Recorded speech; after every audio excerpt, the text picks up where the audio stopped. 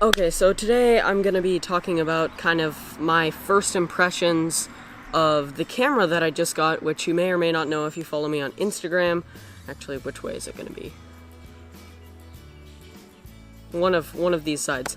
You will have already know, but I got the Panasonic Lumix G7 for photography, a little bit of photography, and videography, pretty much this YouTube channel. So I'm gonna talk a little bit about how it's been for me in the last, literally 2 days I've had it. Yeah, I got it yesterday. So the first thing I want to talk about is the still capability of this camera. So it shoots in 16 megapixels, as you may or may not already know, and I took a couple of photos that I think will be playing as I talk through this segment. So it was pretty good for me for stills. I took a couple of kind of sports photography photos with my brother. I'll show those here. And I was dropping it down to about, I think 1/500th of a second for some of the photos. Some of them were a lot faster, and you can see it froze the image, like all cameras pretty much. I don't really know how that has any relevance to do with this camera in particular. But it worked well for that. It does have a micro four thirds sensor, as you probably know. Basically, it's a 2x crop factor over a full framed camera, so it doesn't collect as much light and is more prone to noise. So last night, after I got the camera, I was taking some photos and having some grain issues. It's been good for stills. I don't think I've changed really any of the settings revolving around stills. But for autofocusing systems, for stills, for this photo that you're seeing on screen now, I use the 49 area autofocusing. It worked really well for that photo. And for most of the others, show a couple of them now, I just use the single point, and however it is slower at autofocusing, it really locks on in that single point, and really worked well. I focused on the nearest eye of my dog. You can do that for portraits. So that worked really well. And then I use the one area a lot. I haven't used the face tracking or the just tracking. I've used the 49 area not that much, a bit, and then I've definitely used the one area a lot, especially for video. I'll talk about that in a second.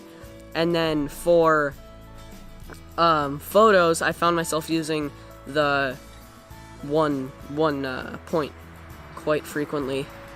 However, I did use the 49 area for the sports photos, just because I didn't want to have to worry about, when you're moving your camera on quickly to try to capture things, worry about having it in the center of the frame or whatever. So that worked well. I think I'm actually a little overexposed here.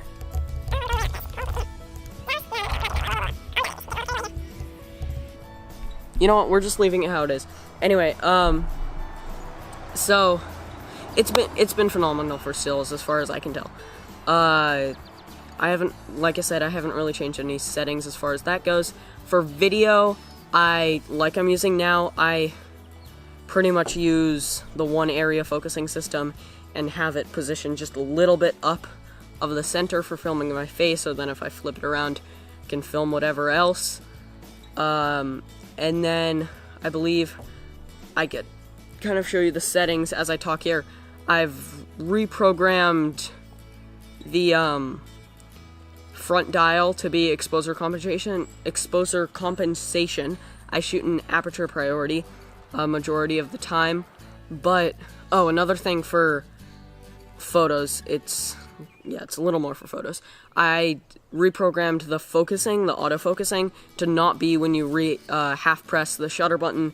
It's when you press the center of the kind of the focusing toggle on the back. So that's been good. That way, I just can focus and take photos individually. I don't have to always autofocus while taking a photo. So yeah, that's worked well. I can do that for video as well. And when I'm sitting here, I can just rotate the front dial to use exposure compensation, back dial to adjust my aperture. Right now I'm shooting as wide open as possible.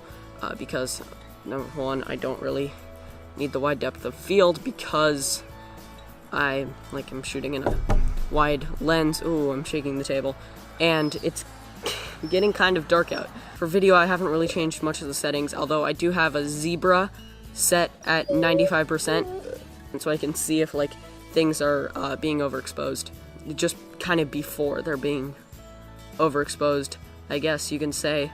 And I do have with the camera, I have the Rode Video Micro and the Joby GorillaPod, which are very useful for getting like good audio as you're hearing now and standing up on this table. Also, I did an autofocusing test for video.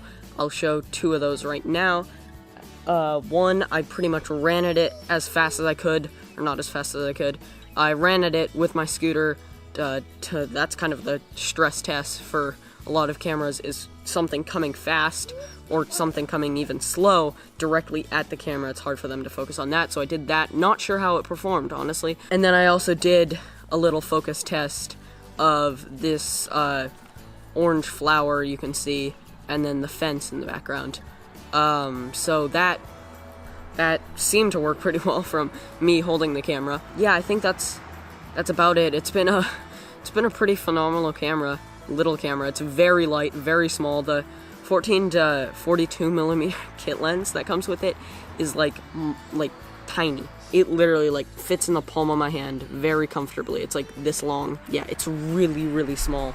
It's like probably half the diameter of my dad's like 18 to 55 kit that's on his Nikon. Also, I switched the camera into electronic shutter, turned the autofocusing beeps off, and the shutter noise I've turned to 0. That's just kind of personal preference. I think it's really cool to have your camera be completely silent and not have like that slap of an SLR, like when you press the shutter button. Like that's kind of iconic, but I think it's also kind of sleek and new to have your camera, when you press the shutter button, literally make no noise. And the electronic viewfinder I've used, it's I like the electronic viewfinder, although I find myself using the monitor more. Okay, so I also did a slow-mo test with this camera. I basically did a tail whip, a bar spin on my scooter in 1080p 60 fps, slowing down by 40%, slowed down to 40% to be played back at 24 fps. I haven't really used the 4K on this camera just because I think this is a little dark. Just because my computer wouldn't be able to handle it. Sorry for the ambient noise of my dog and the road, but yeah, hopefully the slow-mo looks good. That's the slow-mo test. But anyway, I hope you guys enjoyed this. This was kind of my first impressions. I'll probably do a full review later.